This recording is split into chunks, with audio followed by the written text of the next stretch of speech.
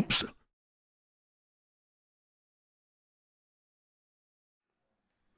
All right, and welcome back to Con Carolina's at Continual, and this is back on the science track. And here today we're going to be talking about after the apocalypse. And so this panel got set up and was run before we actually were in a kind of a bit of an apocalypse ourselves. But I have a really collected group of experts here. Everybody have their own takes on this.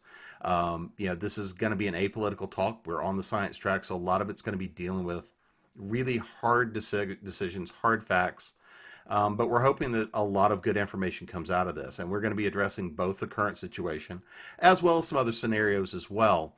Hi, my name is Charlie Kaufman. I've got a background in environmental studies, and I work now currently in the emergency management field. In my spare time, I like to give talks on how emergency management would deal with fun things like Godzilla and Sharknado impacts. And on a personal note, if you happen to have the bingo card that had a named tropical storm 1 month before hurricane season started, throw it away. Hi, I'm Les Gould. I've got 20 years experience as a professional mechanical engineer, mostly in the building sciences, so HVAC, ventilation, indoor air quality, and indoor environment. So that's where I'm here. My name is Mindy, or Mud My Mutis. The Mud's from my last name, but it's also Muddy Paws. I was a professional gardener since I was 9. I have taught at Silotechs, and I was I just got a lot of hats, but I think they have me here because I'm an Aggie. I'm Jeannie Adams. I'm a writer mostly now, but I think I'm on this panel because I'm a specialist in body disposal. I teach a class on body disposal for writers because I spent 13 years in the funeral and cemetery business, and also was in economic development. So I know a lot about how things move and transportation, that sort of thing. Hi, I'm Nancy Northcott, and I think I'm on this panel because a long time ago in a galaxy far, far away, I was a lawyer. But I mothballed my license several years ago, so nothing I say should be interpreted as legal advice. And I also love post-apocalyptic and dystopian fiction, and actually wrote a book about a pandemic years ago. It's a novel before we even ever thought we would have something like we have now. So I think that's why I'm here. Professionally, I do a lot of disaster recovery, business continuity. I've worked in the insurance field in a lot of different areas, as well as financial services. So I've dealt with this from both a local and a corporate level. I've done a lot with both small businesses as well as large entities around contingency planning. I've done a lot of roundtable work around things, including pandemics. So we're going to have a lot of fun here today. So let's talk a little bit here, since we have a lot of writers and creatives here as well. Let's talk a little bit about the difference between a fictional apocalypse and what we see in terms of more of a reality.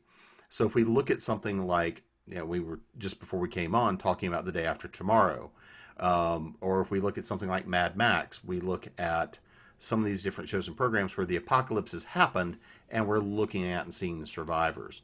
Or if we see something like Day After Tomorrow where the apocalypse is happening, we get to share a small piece of the story and we see some of the things that are starting to happen. But so from you guys' take of it, how do you look at the difference between what we would consider a real apocalypse versus how we tend to fictionalize them? Well, one of the things that they never show in the movies is how bad it smells and how confusing it is and how you can't get any answers. They do show that a little bit, but not too much. It's usually like, I have a plan, let's execute it. And it doesn't, obviously, as we're seeing, doesn't particularly work that way. Well, I think that's one of the things that I'm currently dealing with professionally is communication. Is how do we communicate effectively in a way that everybody will take and understand why those things are being communicated. And I think one of the things we're seeing is that's not happening very well. So communication's a big part of that too. But yes, what's that incredible smell? One of my favorite looks at a post-apocalyptic world is S.M. Stirling's Dies the Fire, because the apocalypse actually happens in the beginning of the first book. And so you see how people react to it and how they begin to cope with first the demands of life and then develop strategies for the future. And it's unusual in that you do see the apocalypse on the page. Well, there's been a series by Nora JD Robb is her other name, pretty big. And she hit the bestseller list, as she always does, #1 with this trilogy. It was way too much like this without the incorporation of magic. No information. I think the current joke that's been going on around right now is Mad Max. Everybody seemed to stock up on mascara, and currently everyone's been stocking up on toilet paper. And I'm just wondering, when do we make the switch? I was promised zombies. Yeah. And really bad outfits. I think one of the biggest things you're seeing difference between what's happening now and what happens in fictional is that lack of what's happening now is no one really knows what's going on, or there's definitely a misunderstanding and misinformation being spread that's not being covered by the people who know what they're doing. And usually, like day after tomorrow, we follow the scientist who figures out what's happening, and he's able to draw a line and tell you, okay, these people you need to evacuate, these people you need to tell them how to shelter place. And by the way, I'm going to go get my son because I know how to do that. Whereas what do we do as an average American today? And as far as, we're getting yes mask, no mask, yes, we should be open, no, we should be open. So the misinformation is something that's not usually covered well in fiction. I am having, as I was on earlier with a planning team, and I think one thing I knew, and that was whoever was going to be left over would be needing to eat. So I did learn how to can, this New York City kid. But what I didn't expect was the misinformation and the fact that no one wants to believe scientists. My background is science. I have the graduate degrees and I have worked in the labs, and I can say something and I'm discounted totally. I can say, look, your article is 3 months old. I know that sounds like it's recent, but not for this disease. But they don't listen. They'd rather listen to YouTube than PubMed. You can post whatever you want, but they'd rather believe the conspiracy. And that I don't understand. I really don't understand okay, my husband told me why history of science, but it doesn't make sense to hate the scientist, make the scientist to blame, and listen to someone who makes bean sprout shakes mixed with, I did not expect that. I've never read anything that was like that. Well, I think what you're saying ties into the phenomenon that's been spreading in society for a long time, which is if an expert says something that challenges our belief system, instead of wrestling with the cognitive dissonance and figuring out how to reconcile the expert's advice with our worldview, a lot of us just go, I'm not going to listen to them. And I think that's become an increasing trend in our society for a couple of decades now. Yeah, I think part of that is also there's a lack of a willingness to act when you have no concept of what's actually happening yourself. I mean, if no one that you know immediately is being impacted by what's going on, why am I maintaining 6 foot distance if I don't know anybody who has that virus? I don't know anybody who's ever gotten it, and I don't know. They don't understand. There's that lack of personal understanding is not being internalized to actually act for the better interest of everybody around you. No one around here is sick. You heard about like West Virginia when they were they were one of the last ones to get any positive cases. Like, why are we closing down? We're all safe. mm-hmm. Tried to bring up the fact that it was we the people and not I, the person. It doesn't work. Yeah. So that's my idea of the apocalypse that was missed. Well, and I think follows the Vulcan theory of the needs of the many outweigh the needs of the few. Well, and I think one of the things that we see is that in prior pandemics we had very visual cues that told us that someone was sick or not. Yep. The cues that go with this, a lot of the people that may or may not be infected, we don't get a visual cue. We don't see pustules. We don't see a pox. We don't see necessarily hacking, coughing, things that would tell us that person could be sick and we need to quarantine them.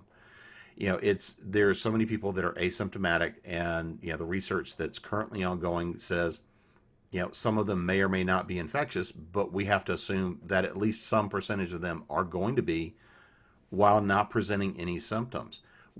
It's hard for us to look at something and say we can't see it, we can't feel it, we can't touch it, and yet it could kill us. If it was the Black Death, you could look and go, okay, well, that somebody's sick in that house. We close the house up, we put the big X on the door, and we come get the bodies in a couple of days.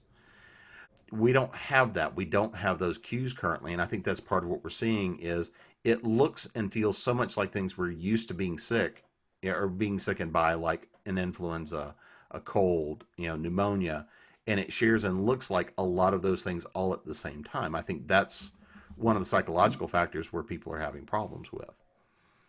People are definitely dismissing the seriousness of it because it feels familiar. Oh, you have a cough. You have a cough due to cold. Or allergies. Or allergies. Oh, Lord, yes. Because, of course, it comes up during, are we playing pollen or pandemic? And too many people are rolling the dice on that. Earlier, March 4th, I'm actually getting over what I wish that my doctor had tested me for something rather than just strep. But I've spent 2 months, you can still sort of hear it in my voice, with possible influenza B. It was not in the injection, and it was late because I can tell you exactly it was March 4th because I missed the last really good dog show. I was sick. My temperature spiked to 102. My poor husband was having trouble getting it down. I refused to go to the hospital because I've got other problems and I just didn't want to deal with it. COVID wasn't supposed to be here. And so 2 weeks later, when I finally got out, but my throat was still feeling like someone took a cheese grater to it, I was never tested for anything. So not even for influenza. I was told that he knew that it was a late strain. It had come in late. It wasn't in the flu shot. I almost died from that damn thing. Well, and it's bad. Yeah, I just spent 2 months recovering. They tested me. I had for flu A, but I presented a lot of the other symptoms as well, the high fever and everything else, and it's taken me 2 months to get over it as well. So there's a lot of stuff. Mm-hmm. But during the polio epidemic, not everybody knew somebody who had polio, but they took the advice of public health experts. And I remember being in elementary school, we were not allowed to share food. And the teachers would come down on you like a lead hammer if you tried it. And everybody told their kids, don't be sharing food with people until the vaccine. And then everybody rushed to get their kids vaccinated. But there seemed to be more of a degree of societal trust that the public health experts are telling us this is happening, this is terrible. And people did have the example of Franklin Roosevelt to look at in living memory. But it's like here, all the people with the degrees and the training and the experience are saying this is really bad and we need to be super careful and paranoid. And yet a large number of people are going, eh. And so there's not that level of, it's like, even if you're not sure this is real, why are you not willing to wear a mask just in case you've got it so you don't give this terrible thing to someone else? And it's not, a lot of people are not willing to do that. And my husband and I were talking about it last night, and he was likening it to people planted victory gardens, like Mud mentioned earlier, and people put up with rationing and scarcity so we could win the war. And nobody said, well, no bombs have fallen in my neighborhood, so I'm not going to take this seriously. It's just, I think it's a different mindset toward the social contract, is I think what I'm trying to say in a meandering kind of way.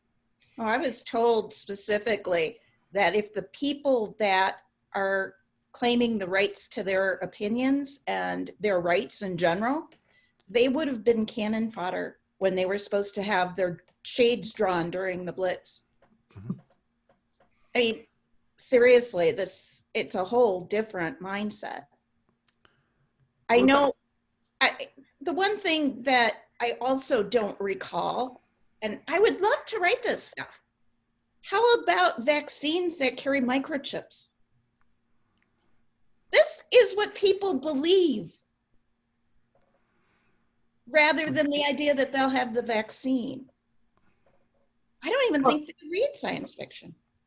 Probably not. Let's actually dive into and let's talk about some practical stuff that we can use. And I mean, so obviously we've all seen and encountered some of the supply chain interruption. I think everybody has now gotten an immediate lesson in what the supply chain looks like and the difference between locally produced, locally provided, and the mass production stuff that comes from China and so or other countries that we import from. So as we see, basic paper goods, we've seen interruptions in food supply, these sorts of things. Let's actually talk about that and dive into that a bit. So, let's start with food.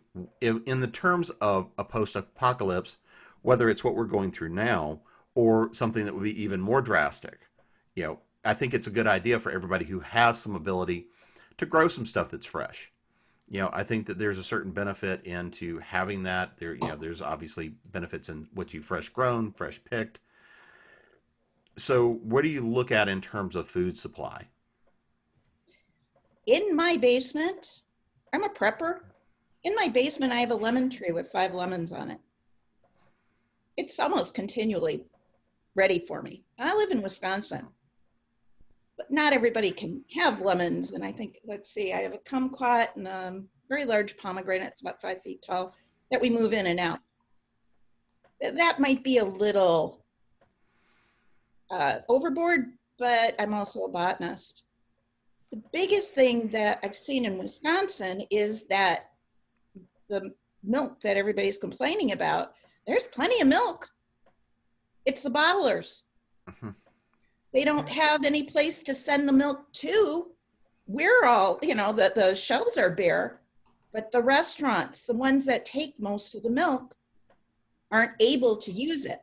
Same thing for our meat. So Same thing with potatoes. You'll see pictures in the Midwest of big piles of potatoes because there are no restaurants buying them. And so, yeah, supply chain is a big issue. And I agree with you, Jim. I think we should all be cognizant of what can grow in our climate, what we have seeds for. Are they heirloom seeds so they'll actually reproduce the correct product, or are they modified so that they only produce the product one season? There's a lot of those things that we would need to think about in terms of long-term apocalyptic situations. And like you said earlier, local sourcing versus international. I mean, strawberries from Peru in August versus strawberries in May from someplace in the United States, and what the seasons are for actual. I mean, we've gotten so far away from our food supply personally that I doubt the average. Well, no, not you, Mud. I'm talking about the average person, though. The average person probably would not know where to buy seeds. I mean, I do because I'm a gardener, but, still not the average Joe. Or know the difference between an heirloom and a Terminator seed. A Terminator seed? What is that? Franken seeds. The thing is, I am getting a lot of emails for people who want to know how to grow. From California, actually a lot from Canada, and they're going to do well. From California, what are the names of the seed companies? Which ones are able to sell? Mm-hmm. I mean, I'm pleased with it and I'm sad with it because I don't have time to write to everyone, which tells you just how many people are coming to me. So that's good. Well, speaking from some poor person that lives in an apartment in the middle of, that doesn't have a back acre that he can plow. My parents have a small garden, so they grow their, fresh vegetables every year. And that's always fun when I go visit them and I can get a supply. But I do go to the grocery store. I try to limit what I do, and I have my mask on and go in there. But I've been noticing like certain items, toilet paper, of course, isn't on the shelf at all. But certain items like the canned goods, like the canned vegetables and certain things are starting to dwindle. And I'm now starting to question, is that hoarding or is that just it's starting to get harder to get back on the shelf? Probably a little bit of both. Mm-hmm. Turkey. Yeah. But one of the things that I was talking with my wife long before this current crisis hit was America as a society. I mean, if you go back to back when people used to provide for themselves a lot, they ate all sorts of kind of animals. They didn't just eat just chicken, pork, and beef. I mean, that's the three meats that everybody knows about. And if you were to ever have anybody try to, well, you hear co-ops where you get a group of people together and they go and they'll buy a cow from a local farmer and then split it. I doubt many of those would even know how to actually butcher the animal, let alone put it in their freezer and pack it and make it last a while. But we've gotten so far from eating seasonal fruits and vegetables. Like I said, we get strawberries year round. We get strawberries in the middle of December. They don't grow in December in North America. They don't. They're not strawberries. Yeah. Those are Franken. Right. Strawberries. And then getting onto the supply chain, one of the things that's going to hurt a lot is this is going to be a cascading thing, because I grew up on a dairy farm and we lived month to month on the milk check. Yeah. And so now you're looking at farmers who have the produce and have the milk, they have the beef, they have the vegetables available to sell, but because the supply chain can't process it, they're dumping it in the field. It's going to waste. They're dumping it down the drain. So they're not getting the income from that product. So now once the supply chain heals and then can process again, the farmers are going to be out of business because they weren't able to pay their mortgage or pay for They don't have cows. bills. Yeah. And then you're going to see we lose the supply chain, but the produce is there, and then the supply chain comes back, and now you won't have the farmers there to produce it anymore. So this is something that could go on for a year, 2 years, 3 years before we finally recover it all. So I do highly encourage people to, if available, grow your own stuff. And I think buy local. Yeah, and buy local. Yeah. Again, I'm in kind of a strange situation outside of the fact the fire department's across the street. I live in the city of Milwaukee, but not really. This was an annex portion, and I am very close to many farms. I needed land. What can I say? My husband used to teach down the road. There are a lot of things that are changing very quickly. Restaurants are now selling their food, what they would have prepared. They're setting up grocery stores to sell the higher quality cuts of meat that they get, the higher quality vegetables. And our meat packing places obviously are kind of scary. And I'm not really sure, with the very few inspectors available, that's something that I'm sort of concerned about our current food. But you can get those boxes. You were just talking about the co-op. Yeah. Yeah, and you don't have to learn how to butcher. Yeah. But you can get a box. The farmers are thrilled by this because oftentimes there'll be many of these small farms, these little boutique farms, who are less likely to be bothered, honestly, by a big mass problem, because they generally do try to sell local. They're the ones that are at the farmers markets. Their concern would be, we're not going to have any farmers markets, but they can set up the box system. You can buy a full share for a family for whatever, $125 for 3 months or whatever. And you can buy rabbit, one of the game foods that you were talking about, and have these mixed boxes and share. Mm-hmm. So those things are available, but people don't know about them. Well, and like I say, I grew up in a grocery store and a butcher shop. So, I mean, I've grown up around food supply. Both sides of my family came from agriculture. So I've grown up around food supply, but a lot of people are generations removed from it. And I think a big problem we see with it, like you were saying, Les, is it's not that the supply's not there. It's we don't have the packaging and we don't have all the administrative processes that guarantee a safe food supply so we can deliver the stuff to market and deliver it effectively. Because I don't think people also know restaurants get stuff in bulk.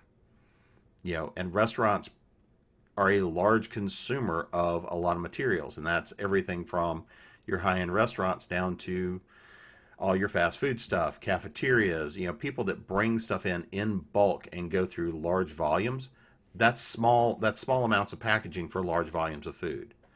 So now that people are having to go to much more individualized packaging, it's a huge shift. plus the fact you don't have people working to do all of that sort of stuff. So supply chain interruption is a huge problem. So if we see the supply chain interruption continuing for an extended period of time, we are going to see more critical supplies not showing up on shelves. And because we are seeing so many things that are imported from overseas or even just across country, it's going to become a bigger and bigger problem because we don't have the people to do the transportation, we don't have the people to do the delivery. So it's one of those things of shelter in place is one of those things that protects us in one way, but also costs us in another. And that's one of the challenges that I see based on social media, and I've had some responses to it. There's not just a way to stop. We can't just stop the clock for 90 days and let it burn out. In 90 days, there's just no effective way to stop that clock on everything for 90 days. If we do, we're going to lose, in effect, in a lot of these areas, a year, because we're going to have lost growing seasons, harvesting seasons. It's a cascade. I mean, if you're looking into it, I mean, preparing for next fall, you need to be planting today. I mean, you got 6 months growing season before you can reap your fruits. And what we haven't seen is this virus hit the southern hemisphere yet. Mm-hmm. And we import a lot of food from Peru, Chile, and southern hemisphere sources. So come fall, when we count on those fruits and vegetables that are grown down south, they might not be available as they're trying to recover from their own battle with this particular virus.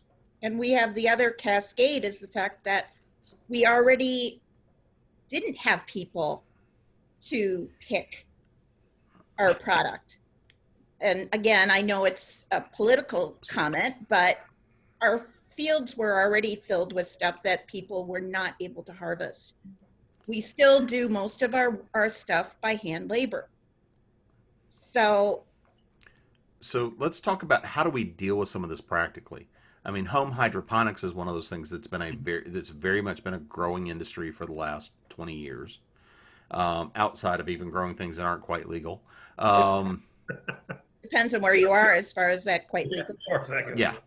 But I mean, we've seen home hydroponics, we've seen home grow systems for herbs and plants and things like that becoming a much more, not only acceptable, just a lot more convenient options. And in some cases, if this is what's important, even making that part of your food system an attractive part of your house, your kitchen, other things like this, to have small hydroponic grow systems that produce a lot of vegetation, lettuces, herbs, seasonings, and a lot of even other core plant materials. We're seeing those sorts of things become a lot more commercially available. So is that something you guys are looking at or even would go and recommend? No. I think that those things are lovely, but I don't think you can grow enough food to support yourselves. It's a nice adjunct. It reminds me of, what was it, Soylent Green? Mm-hmm. Where if you wanted beef, you got like a handful, or if you wanted tomatoes, you grew them, you grew a tomato. Mm-hmm. So at the same point, though, I mean, anything that's grown, even because part of the people who are going to be watching this are people who live in cities who can't grow a substantial amount of food on their own. And to that extent, joining the local community garden, yes, any food that's grown offsets the supply system. So, I mean, if you can grow some, even if it doesn't, not enough, you can offset some of what you purchase. Mm-hmm. I think one of the cool things I've seen around, and it's always been kind of talked about, but I think you'll see a lot more of it after this finally gets resolved, is in like high-rise buildings and such, you're going to see a lot more vertical gardens and vertical green space. I think you're going to see a larger use of green roofs in order to grow vegetables. I mean, there's a lot of real estate inside cities taken up by roof space, which is just reflecting solar light back to the sky. That could They're hot, though. They're very hot. That's a problem. But that brings technologies coming out now to cool the roof systems, to make them cooler so they reflect. And actually, there's a lot of stuff out there as far as a green roof system is a lot more energy efficient than even a white roof, which has a high reflectivity, because the soil load has that thermal mass to be able to absorb a lot of solar heat. The vegetables and whatever you're growing up there, if you're growing something substantial, can absorb a lot of that energy, and it doesn't go into the building. So it reduces both cooling load inside the building as well as And weight And load. We've well, done green roofs Yeah. and they're heavy. So Yeah. Oh, there's a They lot got of other work. implications. I mean, it's a heavy structure you got to support. You got to be able to take care of overwatering from when you get the heavy rain. So, but they're available. I mean, you can do what I'm So- walking around. You can do this to your basement if you've got access to one. well, Or- again, like I say, I don't think, and like I say, we're looking at different environments here. If I'm in a city and I'm in an apartment, if I'm Charlie, I don't have a basement. If I dig a basement, my below-stairs neighbors can get really pissed. I'm going to suggest you go ahead and rent that one out and dig down and just say, hey, don't mind me. Yeah. Well, Les brings up an interesting point, though, because one of the issues, of course, is we're, as a society, completely power hungry in terms of cell phones and computers and all that sort of thing. And, you know, we have yet to really have a policy nationally about all of those roofs in Las Vegas, for instance, should have solar panels. And that would cut half the usage of the load for the power grid if even half the buildings had that. So that's actually something too that I think about when writing or reading post-apocalyptic fiction is we have the technology for solar and wind and wave and so many other power systems. Would those come into play if we have a post-apocalyptic situation? And that's a hard word to say. And, you know, I haven't seen a lot of post-apocalyptic fiction with the possibility of Day After Tomorrow when he talks a little bit about it, but he doesn't actually show it, and things happening and how you would recover with that. Well, everybody knows need drives invention. So the fact that this virus is hit and the way it's hitting our supply system, I think you're going to see a lot of more people out there trying to find ways to grow more of their own fruits and vegetables where they can. And as far as the energy sources, the solar power, it's always inefficient. Well, it's still free electricity, but when I call inefficient, it's the dollars for capital investment compared to what you get out of it. The paybacks were really bad, but they've been coming down steadily in the building industry. So we'd like to see those continue to be invested. Here in Virginia, as far as a state goes, we're highly encouraging more efficient buildings, and there's lots of benefits. You see solar cells being put over top of parking decks. Well, it keeps nice, cool cars. Well, I mean, there's lots of side benefits too. So, and you also see the new smaller wind generated power, the smaller wind turbines that fit on the top of buildings that generate a fair amount of power, and you can put a ring of them around a building to generate more power than even just one large windmill would. They have those here. Actually, the green roof too is part of that for the Great Lakes. They've changed the name of it, but the Great Lakes Research Facility. And they've done they produce quite a bit of energy that way. So, but I'd like to let's talk about the difference between people in the current situation and others, the difference between trapped in the city versus urban areas versus truly rural. I mean, because it's three major different environments. And I think the options available to people as well as the problems and risks are going to be very different between those three as well. You know, so, and if we look at that, I don't know, Charlie, what that means for you guys when you go into a planning session, when you look at that, if you've looked at those three different scenarios. Yeah, because you've got to look at the cities have more access to resources up front. There's more, you start with the first responders, the police, fire, EMS, how to get help to people the quickest. Cities have more access to that resources to begin with. Then you have the suburbs or the more, slight urban areas, and then the rural areas have the more difficult resources to get out to. So you sort of plan in expanding rings. Then it's like get the most resources to where it does the most good the fastest and go outwards. And that's how you would look at it, like that. We actually started as a joke one time right at the end of Infinity War at the tail bump. I don't have to worry about spoilers anymore. At the very end, when people start disappearing and you saw Nick Fury and the helicopter crashed into the building, we started sort of sketching that out. We're like, okay, what happens just in that city urban scenario? You've got aircraft falling from the sky. You now have massive traffic jams. You've just lost half of everything. How could you respond? And in a simple, just citywide scenario of that incident, it got bad for us so quickly. We actually stopped sketching it out because it was depressing. But that's how you kind of start doing it. You're like, well, how do you get the first responders to where you need it? How do you react or respond to the incident, and go out? And so you do things like that. So depending on where the incident is, where it's impacting, and then how do you need to get resources to it? Most cities have something like 3 to 6 days worth of food supply in the city at any given time.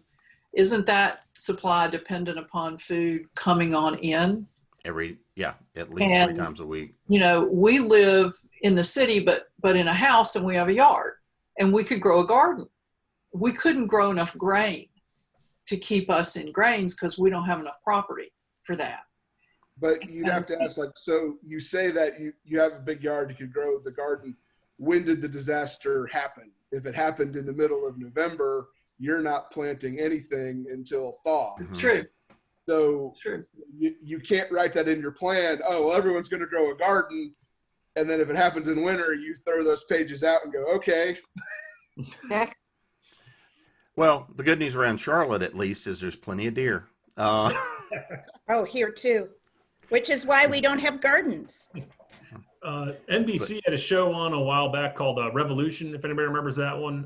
The basic premise is they developed these nanites that consume power, so there was no power grid anymore. And in the introduction to the show, they talk about the people who stayed in the cities made the wrong choice because, well, there was no moving food because you couldn't use cars anymore. So there was no way to get transport food into the city. And then they had the same thing, like planes crashing. They showed it really bad. A plane flying, runs out of power and it just falls straight down. It doesn't glide. But, yeah, that jumbo jet is not going to be a real good glider. In the series that Mudd was talking about earlier, Nora Roberts' post-apocalyptic series that just ended, everybody left the city in those books. I've read that trilogy too. I had forgotten about it, so I'm glad you mentioned it. And everybody went out into the country in some fashion or other, maybe because if you have livestock in what's fashionably called the asphalt jungle, how are you going to feed it? Even if you have it to start with, you wouldn't be in the city with it. So it seems to me that there's an advantage to being in a rural area if you can get over the problem of there's so much stuff you can go grab in a city that you don't have in a farm in the country. and I think it depends on the apocalypse, on what the apocalypse is. Right. A gradual apocalypse that kills our transportation, then rural makes everybody moves out there, but you can't move everybody out in the country. They become the cities then. But if you have a massive flooding like the Mississippi River over its banks, or the next hurricane, the people in the rural spots are almost as bad off as people in the cities. And then I'm sorry. Oh, no, I was going to say, but that brings up one of the important points is depending on both the type of incident you're looking at as well as how much area did it affect. I mean, right now we're in a global event. Yes, it hasn't entirely gotten into the southern hemisphere yet, but we're seeing the indicators. If you have something that is a regional impact like a Hugo, like Katrina, something that devastates a region, but it's a limited. The initial hit is limited, and then you have to go into a massive recovery period of months or even years. You're facing something what you're looking at. Something like this that is a disease that is viral or something that is biological, there's a lot more factors that you don't necessarily have to consider, or you have to consider as a part of how you respond to it, because viruses mutate, bacteria mutate, things that you think you now have a grasp on change. So that's one of the things I want to get into is societally, what does that mean? Because there's a lot of incidents, if you're going to be dependent on, centralized, rescue, being in the city is probably better. But in a lot of other cases, the last place you want to be is in the city, because supplies disappear faster. You have a lot more people consuming it. You have a lot more people to panic. and you also have a lot greater societal pressure around a lack of trust and a lack of that community to depend on.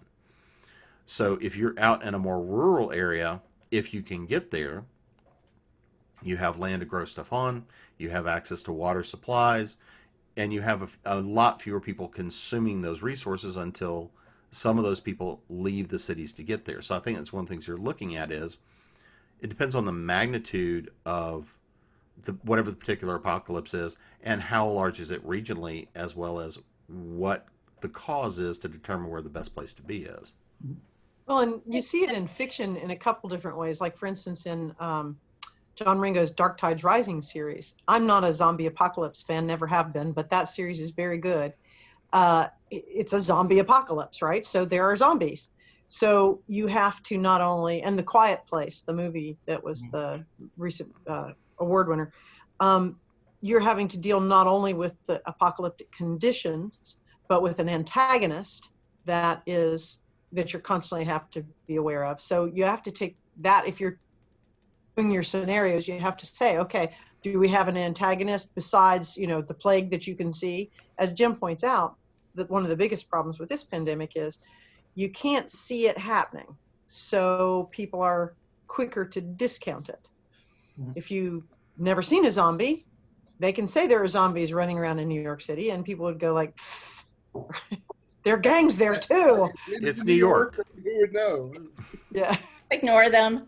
And you have your developed antagonists that even, absent the zombies or the aliens in The Quiet Place, you're going to have your brigands. You're going to have people who are starving and hungry and can't find their resources react. They're going to try to find them as best they can, and not always in the most pleasant of manners. Right. One problem that I've personally run into, and again, I haven't seen in too many books, or they might stack up on it. One of the reasons I keep moving around is I have a neurological disease. My foot does not feel real good right now. And I am unable to get one of the medications. It's called tizanidine. They use it for MS. I use it neurologically. They couldn't get it. So now they're trying some other things for me, and they're not working quite as well. That's that supply chain thing. In the city, I am more likely to get things, though, because they'll have the oddball medications that rural won't have. So, a lot of us can say, oh, I'll survive the apocalypse because I can grow things. I know how to use herbs. I've been taught, and I do know the efficacious ones, but not a single one would help me for what I've got. Well, and that's one of the things I want to go into are some of the secondary effects. And this is brought up both by supply chain and other needs. So if we look at something that is an event that is ongoing for an extended period of time, we see interruptions in supply chains where supplies are starting to run down. We're going to start seeing those effects, the secondary effects. Supply chain is a primary effect. If you not being able to get medications is a very real problem right now in a lot of places. We've also seen, certain medications that they go and say, well, we want to try to experiment with this to see if it has an impact on COVID, but it's impacting those patients that currently rely on those drugs today that need them now. So we're seeing those kinds of effects now, but we have other secondary effects. We have the emotional effects. We have people that are extroverted that are trapped at home and not out seeing real people. I'm not calling Jeannie out at all. If we look at a lot of these secondary effects, we see people we see the depression that's happening. We see the first responders that are dealing with this that are going by stress. We see people that may have had issues at home already that are now trapped together 24 hours a day for extended periods of time. There's a lot of secondary effects we see here that I don't think we typically see either in fiction or even in a lot of contingency planning. So, Nancy, I'd like to throw this one to you first, is when you look at those secondary effects, both from an individual basis, but also going back to that former life is, eat all the attorneys first, because they slow roast and they're good and tasty. if you look at that from the societal standpoint, what would that mean to you? What does this look like to you, especially from a legal standpoint? What do we see when things start to break down? Because I think we are starting to see some of that now. Well, it depends on how bad the breakdown is. I mean, stealing becomes acceptable in almost every post-apocalyptic scenario. There's a store over here, they've got food, they've got farm implements, whatever, the people are not there, I need that, I'm going to go take it. Privacy is going to break down as people move together for mutual defense, I think. If you're in a situation where you don't have to gather for mutual defense, then that's different. But if you're in a situation where there are marauders that you have to watch out for, then you have inherently less privacy than you did. And there's I think in any community, a greater sense of how does what I do affect my neighbor? There's that old saying, your rights end where my nose begins. So, how much are you entitled to just go and take? Whatever you want? That to me is the main legal issue. And then you run into, what are you going to do about criminal justice? If somebody goes out and murders somebody, are we going back to the Old West and going to string them up from the nearest tree? Are we going to institute some kind of court or legal system? How are we going to agree on what's justifiable homicide? Because right now we have a code of laws that's enforced through a system of courts. If that system breaks down, it's going to be hard to enforce that code, which is also dependent on law enforcement, who will be hit by whatever happens as well. I lived in Charlotte when Hurricane Hugo came through. We did not have power for 2.5 weeks. When the power came on, my husband and I went around the house turning lights on and off just because we could, because it was such a thrill. But, the governor called out the National Guard and stationed them around the city, I think specifically as a precaution against disorder. I mean, you get, with Hurricane Katrina, you get people looting the stores downtown in New Orleans, and they weren't all taking what they needed to survive. So where do you draw the lines, I think, is going to be a question that's going to have to be decided. And things like that, I think, should be decided by a consensus of some kind, that we shouldn't each have our own standard and like, oh, well, you stole an apple, so I guess I'll have to shoot you. You should have taken the pear because that would have been okay. That's an exaggerated example, but it's that kind of thing. So that's kind of a long-winded. Toilet paper.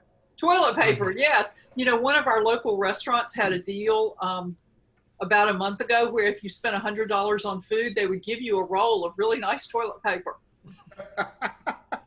Got to free up those supply rooms. Yeah.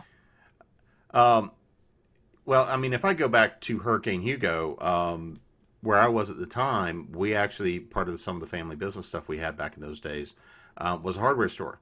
So I was out unloading trucks in the middle of the night in the dark. And you want to see somebody that shows up nervous as the sheriff's deputy, along with somebody from the National Guard who's carrying an M16, and both of them are shaking because there's a lot more people standing there with lights and a truck, don't knowing, are we looting or are we legal? That was an interesting conversation to be had, and then see, law enforcement and National Guard coming to say, okay, I guess we need to have somebody posted here because you're unloading chainsaws and generators, all that sort of material. And we were unloading and building right there on site in the dark 24 hours a day for weeks. So, there is precedence for shooting looters, and, things like that do come up when things get bad enough. So I've actually stood there in that position where there was a discussion of looters will be shot. Well, and Nancy's talking about that brings up another point is then, and the aftermath, who owns what? If you've gone to a farm and staked your claim there because nobody was there or the people were dead, and you've survived the apocalypse there and built your little farm and whatever, when those people's family actually can get out of whatever situation they're in and come, who owns the farm? Who owns the hardware store that you've set up shop in and sold all the goods from, Wouldn't it be dependent on how many people were left? Oh yeah, of course, but If you ever want to set up a government again, or back up the Army, or stand back up the Navy, or whatever, somebody has to make the decision as to who's got the right to do what, as Nancy points out. There's also breakdown of financial system. I mean, if the apocalypse is sufficient that government has shut down, then what does a piece of green paper with a 1, 5, or 10 on it mean anything? I got one better for you. The majority of currency, or the majority of money, quote unquote money, doesn't exist in currency anymore. So does that mean I'm it's like pieces of 8. I'm rolling off pieces of toilet paper. That. Well, that was the TV show Dark Angel, because they had an EMP and it wiped out the banking system. So everything was back to a barter economy overnight because everything in the banking system was computerized. Mm-hmm. The TV show Jericho kind of handled it the same way. That one was not an EMP, but a strategic release of several nuclear bombs on major cities. And then the small town of Jericho and how they survived when they can't get in touch with any outside government.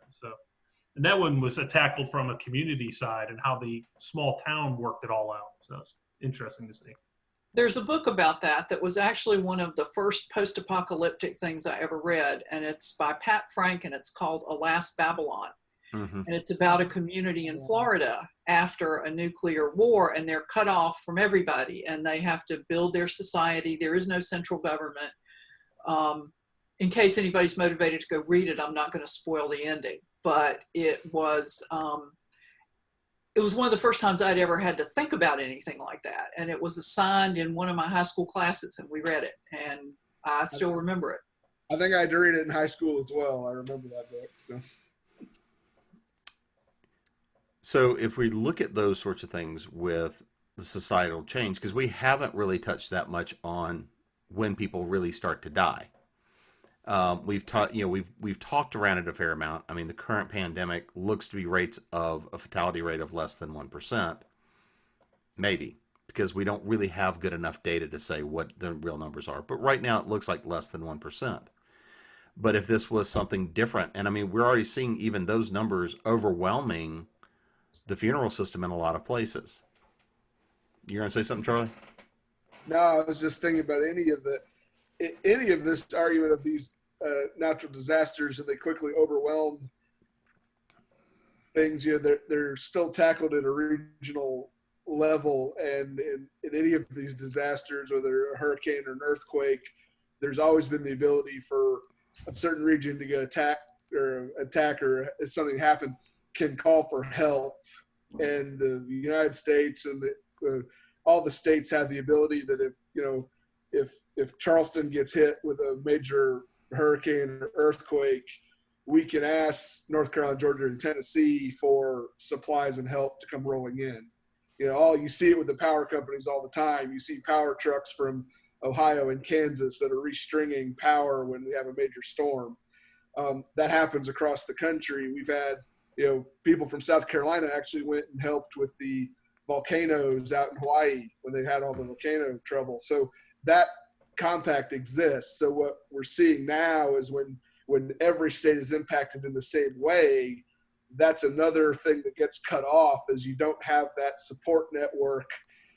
Oh, my hospital's overwhelmed. So when you hear on the news when like New York is like, if you're retired and you still have an RN license or you still want to practice medicine, we will dust off your, we'll dust off your certification. Come help us. That's another support that doesn't exist at the time. But yeah. Oh no, go ahead, Nancy.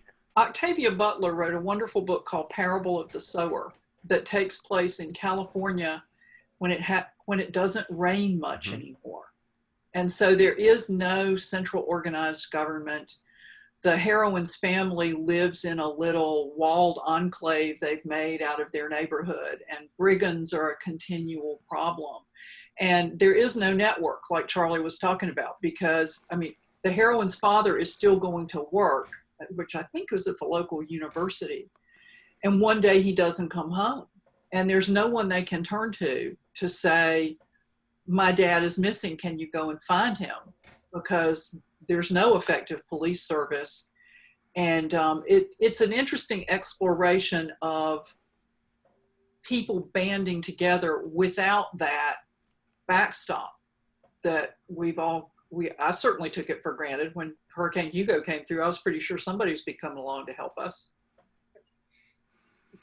Well, but I mean, like I said, let's actually, dive into that just a little bit more. Is at what point do we think that that things really start to go to the next level of breaking down? I mean, is that 2% fatalities? Is that 5%? Is that 10%?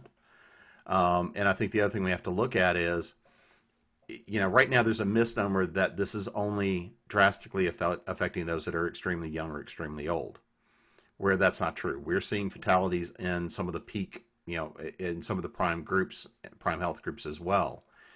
Is if we saw that it hitting even the prime groups harder, what would that mean to exacerbate supply chain breakdowns? What would that mean to cultural breakdowns? What would that mean to all the things that start to feed?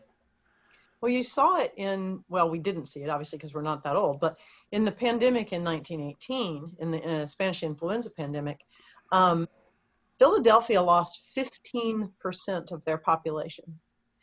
Today, that would be 600,000 people if they lost 15% of their population. That's a tough situation. So, and that hit people in the prime of life. You'd be 24 hours and gone, and you could be 12, you could be 20, you could be 60, but it was not discriminating with the ends of the bell curve like a typical influenza was. One of the challenges there is, again, supply chain breaks down. You have issues of, I always thought when, Charlie, you mentioned the Thanos and snapping his fingers and the planes crashing and everything. One of the challenges is it actually that we would be in good shape if Thanos did that and everybody turned to ash. Because if we lose half our population like they did during the Black Plague, there's not enough left to bury the dead. An awesome fertilizer. However, we as human beings in 21st century America are not awesome fertilizer. We have too many chemicals in our bodies to be awesome fertilizer, and there would be too much of us. There would be too many of us. Well, I'll give you this simple example. I can give you this simple example of where we started with that scene from the movie. The helicopter that crashes into the building obviously starts a fire. So the one person calls 911, which is obviously that's an instinct to do. Odds are you have a 50-50 chance of the 911 operator has turned to dust or not. So you happen to get a 911 operator that isn't busy with everyone else freaking out calling 911. She sends, okay, there's a fire at this building. She dispatches the fire truck. You now have half of that fire station has turned to dust or not. Whether or not they're panicked enough or still have the ability to do their job, they get on the truck and immediately get on the street, which is gridlocked because the entire street's crashed because half of the cars have turned to dust. They're all panicked. They can't get to that building, which engulfs in flames. And just because that one fire truck can't make it to put out that fire, half the city now catches fire. So that one cascading event was enough to, as we started doing this more and more, wipe out a good chunk of the city. So it was that one event, you seem simple enough, but as it cascadingly grew, we just started getting like, this was so bad, we had to stop our little diagram. So one of the things that bothers me the most is that I never realized how obnoxious people could be. Have you not noticed the internet in the last? Oh, sorry. I mean, outside of the masks and outside of personal protection, outside of having your guns and claiming your rights, I always thought that it would be an obvious bad guy. Yeah. And there isn't. It's just people are obnoxious. They hoard. I didn't expect things like toilet paper hoarding. I kind of like the books better than I like this. Well, the last books were painting a rosy picture. Exactly. But it's genre fiction. It has to have a positive ending. But Jim, back to the death rate. Sorry. No, go ahead. If you take COVID and you look at the fact that we've kept essential workers, those in the meatpacking industry and the food processing chains and the transportation industry, the groceries, the healthcare workers, and you say, well, let's make it it was a 10% fatality rate instead of the 1% fatality rate, the people who are still contaging this disease and can spread it quickly amongst are those critical supply chain elements. So it's more than, yeah, 10% of the population dies. It's probably closer to 50% of your packing industry just died. And Right. because, it's 10% of the population, but in the concentrated guys that are still working, still intersecting with each other, it's going to be a higher fatality rate. And then it's how do you backfeed that? And it's going to keep consuming people as fast as it does anything else. So I have a good point there. I was just No, it's absolutely true, but grim thought. yeah, it's not a pleasant thought. It's well, so we're down to a couple of minutes here, and like I say, I want to kind of end on something to pretend this is a positive note as we're talking about after the apocalypse, because we can always have fun with the apocalypse. I mean, we all come to Wisconsin. Our bars are open. Alcohol cures lots of things. I saw a meme the other day that said in 1920, alcohol's bad, it's prohibited. 2020, it's an essential. It's essential for survival. So the last thing I want to kind of touch on is, kind of some sort of a high point. I mean, one of the things that Jeannie and I have talked about is the fact that in the event of an apocalypse, frequently in fiction we see there's been the apocalypse and everybody's returned back to the Stone Ages. And, one of the things I think it's worth considering is, even if you have something, we've got a lot of topics we never got to, but even if you get something like an EMP that brings down a lot of technology, you're still not going to go and revert back to, even some areas may revert to 1850, some may revert to 1920, some are going to revert to 1980. You're still going to have a lot of things that work, and you're going to have a lot of common knowledge that's still available to rebuild the civilization. And one of the reasons I wanted to hit on the sociological side of this is I think it's how people interact that's going to determine the success for recovering from anything, whether it is the current pandemic and how we handle it, or whether it is a greater event that we look at. It's fundamentally how we, the people, deal with that event and deal with the aftermath of it. So I want everybody to kind of pick on what's one good positive thing you want to leave people with on dealing with the aftermath. Charlie. One positive thing I'd like to point out, and there's been a little bit of notation of science with this, is the canals in Venice dumped a lot of their pollution to the point where dolphins were seen again. Carbon emissions and a lot of the pollution haze over China actually cleared up. Satellites actually got good visions of it. So it is possible, and it made me feel just even a little bit better, even though the cynic in me knows it's not going to last long. It was shown enough that if human beings can actually stop wholesale pollution, the earth actually can heal a little bit on its own. So I took that as a little small glimmer of hope that if we banded together and took some bit of intelligence out of all this by the end of it, we can actually do some good for the planet. And at least you didn't work in, we're from the government and we're here to help. Here to help, yeah. Les. A lot with Charlie on that one, that the cleaning air and stuff that we're seeing is proof in the pudding of what a lot of scientists, environmentalists have been trying to say, is that we do actually have a real impact on our environment, and that small changes, big changes, can make a big difference. The other thing is positively is that this is bad, but it's not as bad as it could have been, or as a lot of people had feared it could be. I mean, it is looking at only 1% fatality rate, not a 10 or 20% fatality rate. So there's a little bit, but we'll come through this eventually. And we're all working together trying to find the solution that will work back, that will get us out of this and bring us back to some kind of different normal. And that's one thing that's going to be, is there's going to be a lot of technology. The green energy, I think, is going to come back in a bigger way because of this. A lot of different things in the community. You're going to victory gardens. So I think you're going to see a big push for people trying to grow more and more of their own fruits and vegetables at home, whatever they can. And that's a lot of positive, because it cuts down a lot in pollution, and it's better in the long run. Those changes are better in the long run for us. So. Mud? Oh, I made that comment earlier that people aren't going to be able to provide enough food for themselves if they grow it. However, People are learning to grow things. The people who contact me, they don't know which side of a seed to plant. Cool. I mean, it's cool. You know, what do I do? Where do I get seeds? Where do I get soil? What do I do? I've got 2 leaves. I get people sending me pictures of their first 2 real leaves. They're excited. One person lives in California. Her husband works for Apple. She's an author. And she's all excited because she's growing melons on her balcony. That's a good thing, knowing where your food comes from rather than just going to the grocery store and getting something that they call a cantaloupe, but it's more like a bowling ball. That's positive. Maybe changing so that we get more of these boutique farms. People are going to be searching them out now as we try to sort through where our food is coming from.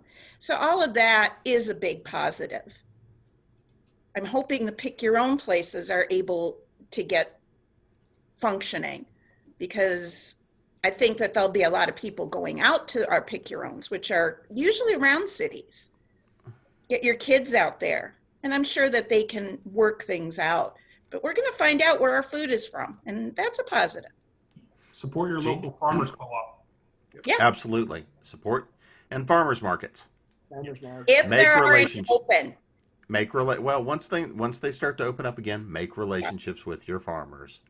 Jeannie. Well, I mean, one of the things that I take positively out of both literature and the current situation is we figure out a way. We figure out a way to talk to each other. We figure out a way to help each other. The ways in which people are reaching out to others, the concerts on the internet with 27 orchestra members in 27 different places, and we find a way to help each other, to work through these things, to console each other when we have sorrows, even from a long distance. So that's one of the positives I take out, is that we're still going to help each other. As Mud says, there are idiots, there are people who are complete jerks, but for the most part, if your neighbor says, gosh, I've run out of toilet paper, you're going to hand them a roll. So that's what I take as a positive. Nancy? I think one thing that's been really good about this is that it's cast a spotlight on the people who are ordinarily invisible in so many people's lives.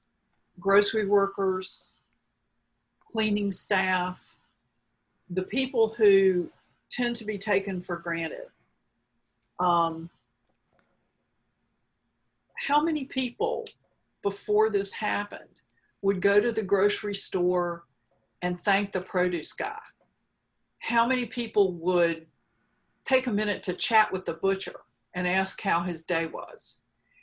And I'd like to think that we're not just going to back that up with talk about how great it is, but maybe take a look at paying these people a living wage instead of a minimal wage, which is no longer a living wage. So I think raising the profile of people who have generally been obscure and taken for granted is a good thing. And tip your delivery people. Yes. So I want to give everybody just a quick chance to recap who you are and where people can find you. I'm a writer and a comic book fangirl and a recovering lawyer. I mean, I would hope I would have recovered by now because it's been a while, but you never know. And my website is nancynorthcott.com, and you can find information about me there, or you can connect with me on Twitter, where I probably spend a lot more time than is actually good for me. And I'm at Nancy Northcott.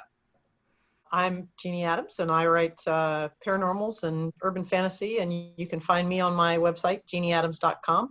I also write stories with the aforementioned Nancy Northcott, and you can find me on Twitter, where, like Nancy, I probably spend more time than I should, and on Facebook and Instagram.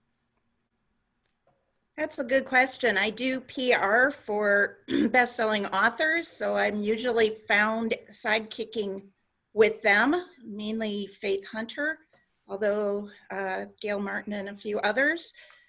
If you don't find me with them, I try not to keep up my authors page. I've gotten tired of children. Oh, no, not really. I'm kidding. but I don't keep up my author's page. So Facebook at Mud My Mutis. And if you want to know how to grow something, PM me.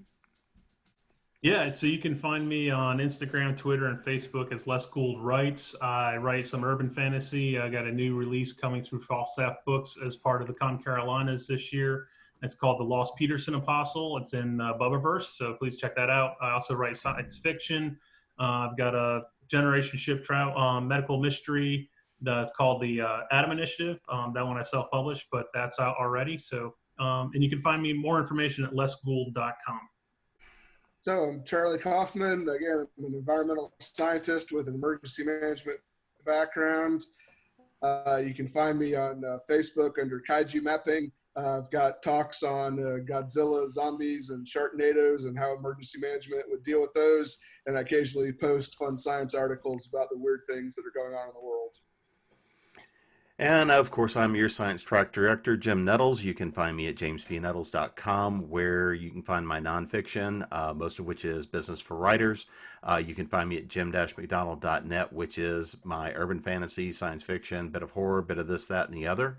You can also find us through Author Essentials. I'm the founder for that company. And of course, I get to run all the fun stuff for Continual as Tech and Ops Director for that. So I want to thank everybody for hanging out with us today and continue to hang on for some more programming. Bye, everybody. Bye. Bye. Bye.